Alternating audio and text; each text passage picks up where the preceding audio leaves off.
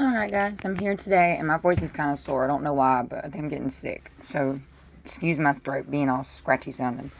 Um, I wanted to pull some more of the full moon readings, because obviously tonight's a full moon. So I wanted to get as many done as possible before I got lazy and didn't do it. And I've got two more for you, but I'm going to just do them one at a time. And I'm going to do the first one, and that's going to be Gemini. And for Gemini, I pulled 5 cards. I pulled the Hermit for card number 1. And remember, that's going to represent your, perception about yourself. What is your relationship to yourself like? I feel like in this position, you're being tested, honestly, but it's not a bad thing. You really can be tested in this predicament unless you get to a certain point. Like, you can't get a master's without a bachelor's, remember? So it's kind of like that. Like, you're a step up. But I feel like you're going within, you're growing spiritually. And it's something you really can't define. You're growing spiritually or emotionally. But I get the phrase like the student has become the teacher. And that's why you're being tested to see if you can graduate, so to speak. But it's not a test that you can't pass.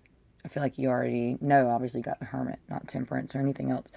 For card number 2, got the Knight of Pentacles.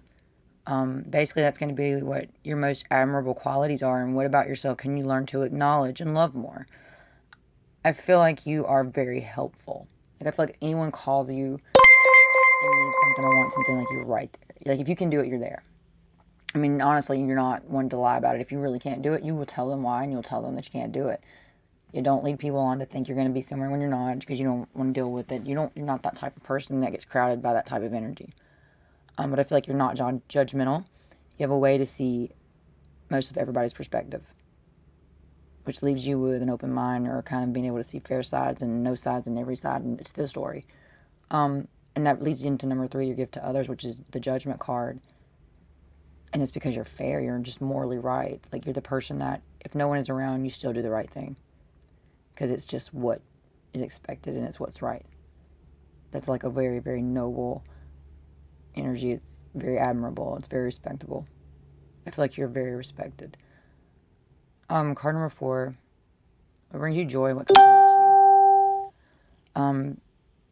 Basically, instead of saying coughing in here, basically, in this one, what completes you, you've got the 4 of Wands. I feel like you would be better or at peace or more complete if you could get your heart and your brain on the same page. I feel like they're at odds with each other. But what's hidden that you don't see? I pulled the Emperor, and that's like a hell of a card to pull after a hell of a journey. You're finally sitting with the energy of all 4 kings in the deck. You're respected. You keep the boundaries separated from, what needs to be separated from. Like, you know where to put everything in its place at. Like, I get the feeling that there's a time and a place for everything. That's that kind of energy I get from that. But you have an amazing aura, and like you've come to that from, because you've been through so many things.